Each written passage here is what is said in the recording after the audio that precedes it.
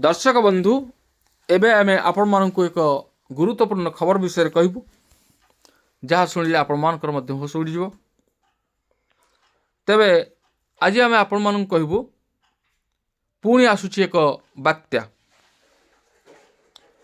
बंधुगण, सूचना अनुसार बंगोपसागर रे हेबाकु जाउछि बात्या। यह फल 20 तारिख रे स्थलभाग रे माड़ हेबो बात्या। यह नहीं छानिया उपकूलवासी आसंता 20 तारिख उपकूल छुईबा नहीं पाणीपाग विभाग पूर्वानुमान पर वर्तमान छानिया हेलेनी लोके। मात्र से खाली जे छानिया हेलेनी ताहा नुहे बरं ताहा केबे माड़ हेबो एवं केउठी माड़ हेबो सेथिपाई मध्य आरंभ हो जाइछि चर्चा। से नहीं दक्षिण अंडमान सागर रे एक लघुचाप क्षेत्र सृष्टि होइतबा बेले क्रमशः यह घनीभूत हो साइक्लोनिक स्ट्रोम रे परिणत होबार संभावना रही। डिसेम्बर 20 तारिख सकाळ सुद्धा यह तमिलनाडु और पुदुचेरी और आंध्र प्रदेश उपकूलवर्ती बंगोपसागर रे घनीभूत हो पारे। पर पश्चिम उत्तर पश्चिम दिक को गति करी डिसेम्बर 21 तारिख संध्या सुद्धा दक्षिण पूर्व बंगोपसागर उपकूल रे एक अवपात परिणत होबार संभावना रही। अवपात बात्यार रूप नहीं 21 तारिख सुद्धा उपकूल छुईबार संभावना रही। तेबे जदि बात्या हुए तेबे यह उत्तर तमिलनाडु एवं दक्षिण आंध्र प्रदेश और उपकूल रे स्थलभाग छुईबार संभावना रही। यार प्रभाव ओडिशा पर कौन रहिबो ताहा वर्तमान सुद्धा स्पष्ट होई नथिले मध्य एबेठारु बढ़िलानी चर्चा। यार प्रभाव रे तमिलनाडु 7 जिला, पुदुचेरी, कराईकल एवं दक्षिण उपकूल आंध्र प्रदेश रे डिसेम्बर 21 तारिख संध्यारू बा 20 तारिख संध्यारू वर्षा आरंभ हो पारे। 21 तारिख रे मध्य वर्षा लगी रहिबा नै सूचना रही। डिसेम्बर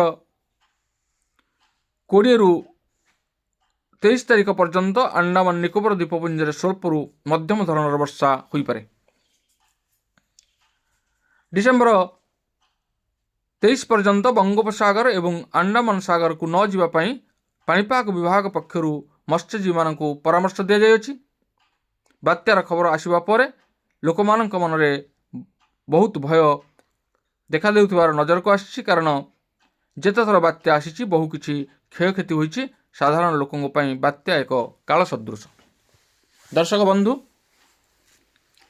ए जो खबर आमे आपण मानकु कहलु यह एक रिपोर्ट रे आमे पाइछु, किंतु यार सत्यता कौन रही ताहा पर आमे वर्तमान नजर पकाइबा। दर्शक बंधु, एभली खबर ठारू आपण माने दूरे रुहंतु। सोशल मीडिया रे एभली भाव रे अनेक मिछ खबर प्रचारित होछि। जो बात्यार कथा आमे कहलु यह एक संपूर्ण मिथ्या खबर अटे। यार कौनसी सत्यता नहीं।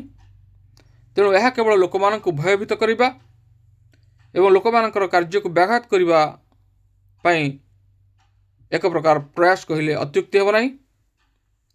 तेणु अनेक सोशल मीडिया रे बात्या आसुची, बात्या माड़ी आसुची, पवनर बेग 100 रु 200 एभली अनेक मिथ्या खबर ए प्लाटफर्म रे आमे माने पाउछु। यह एक भूल तथ्य अटे। तेणु एभली तथ्य ठारू आपण माने निहाती दूरे रहिबा आवश्यक। पाणीपाग विभाग सबुबेले पाणीपाग उपरे तीक्ष्ण दृष्टि रखिछि।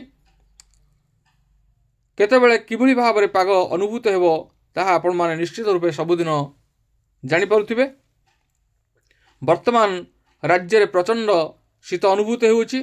विभिन्न स्थान रे पारद बहुत तळकु खसि सारिछि एवं प्रबल रु अति प्रबल शीत अनुभूत हेउछि एवं विभिन्न स्थान रे भीषण कुहुड़ी पाई मध्य वार्निंग जारी करिछि पाणीपाग विभाग। दिल्ली अत्यंत प्रदूषण युक्त वायु रे परिपूर्ण होइछि, जोंठारे लोकमानंकर चलिबा अत्यंत कष्टकर होई पड़छि। तेबे एही भली भाव रे पागर रहिछि अनुकूल स्थिति। तेणु ए जो बात्या खबर यह संपूर्ण मिथ्या अटे। ए मिथ्या खबर उपरे कौनसी गुरुत्व दियंतु नाही। तेबे ए थिला आजिर पाणीपाग संपर्कित विशेष गुरुत्वपूर्ण खबर। आज पुणी देखा आगामी भिडियो रे। ଆଜି ପାଇଁ ରହୁଛି। ପୁଣି ଦେଖା ହେବା ପରବର୍ତ୍ତୀ ଭିଡ଼ିଓରେ ଆଉ ଗୋଟିଏ ଖବର ନେଇ। ଧନ୍ୟବାଦ, ନମସ୍କାର।